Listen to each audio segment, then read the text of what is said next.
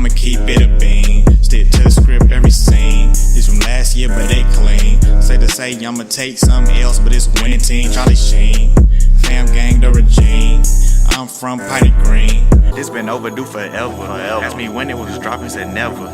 Should've made you cut the feather, but I designed it Freemason Margiela. What's good, Shellitronnn here, the most woke, no joking. I'm back again with a brand new video. And today, I've got a pretty big video for you guys because we're going to be talking about some very important things with the defensive scheme for the Panthers in 2019. And I'm going to use a little bit of historical data. That's not even that deep, honestly. I'm going to look back at what we did in 2018 and even a few things we did in 2017 to ask a few questions about just how well we know our Panthers defense and just how much we're actually thinking about what the D will look like in 2019. And I wasn't originally going to do this video topic until a little bit later down the road when we got an actual feel for what the defense was going to look like, you know, in the secondary. But after I saw a tweet from one of the writers talking about one of the OTA sessions from just yesterday when they said that they weren't allowed to talk about the actual defensive formations they were seeing on the field from the Panthers. At first I was like, you know what, that makes sense. You don't want to tip your hand. You don't want to like have other teams knowing exactly what formations you're running in your OTAs, you know, even training camp, all that kind of stuff leading up to the season. And even though we're all pretty much in agreement that it's going to be a 3-4 base defense next year, it got me thinking a little bit that there may be something in the works of a defense that we're not thinking about. And there may be some formations the team is using that may not be as obvious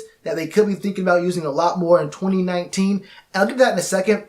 But I want to go ahead and just make a quick obvious note here that we can all agree on, right? The team was in a 4-3 base last year and it's even extended to 2017. But what if I told you that half that was a lie and that the team did not play in a 4-3 defense for the most part of last year at all?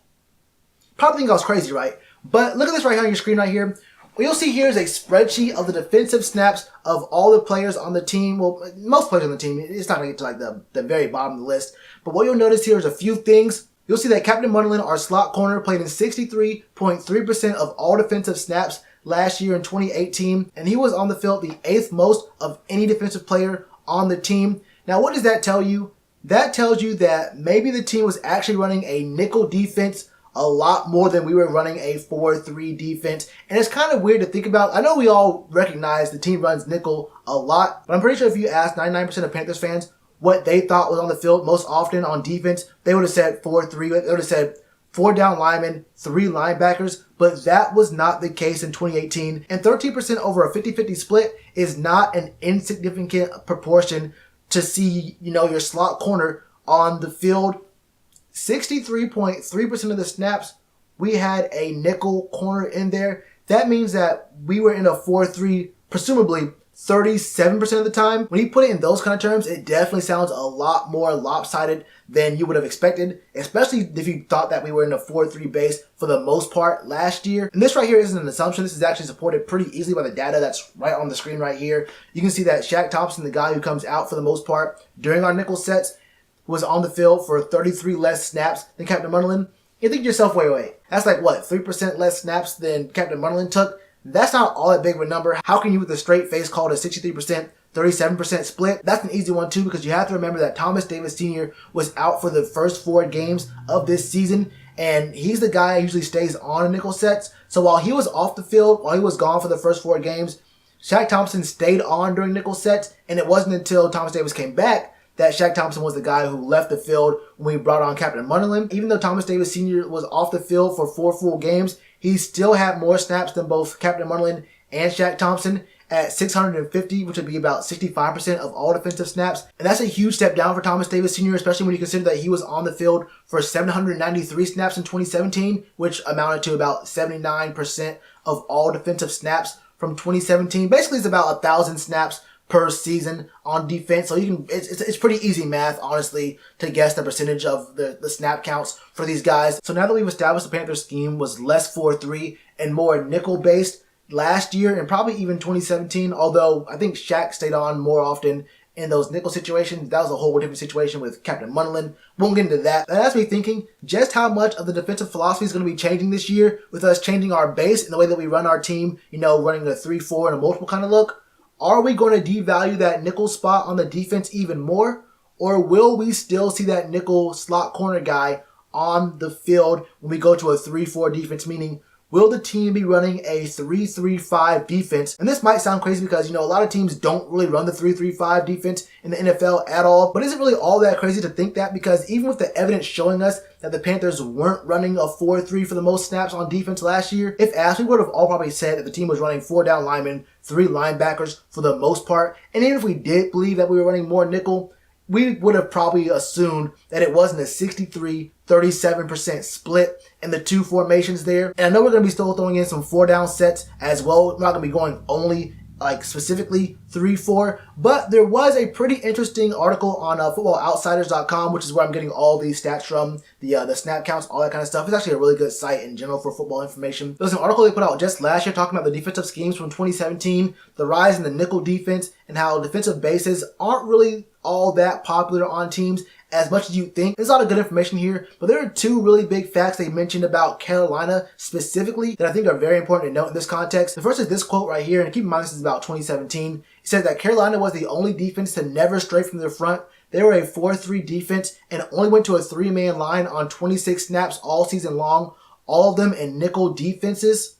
So that tells me that we were basically always in a 4-3 defense, and the only time we went to a 3-man front, we ran a 3-3-5 defense. So although it's admittedly small, there is a history of the Panthers running a 3-3-5 defense from 2 years ago. Now, I don't know if we ran it at all last year, but that's not really the big point I want to make here. The point I'm trying to make here is that with the team going to a 3-4 base, a base where there is, for the most part, going to be only 3 down linemen, and for a team that runs nickel a lot, 63% last year and about 49% in 2017, is it too crazy to think that the team won't be going to nickel sets when they have 3 down linemen? I think this is the point that no one's really caught on to yet, but if you look at the history of the Panthers team and how we're running our defense and how we run our secondary, there is reason to believe that we do sit in a nickel set even when we have 3 down linemen, and the 3-3-5 defense would open up a lot for the team, especially if we still bring up 4 down sets. I mean, the 3-4 is obviously going to be looking good with our attacking scheme. When you pair all that together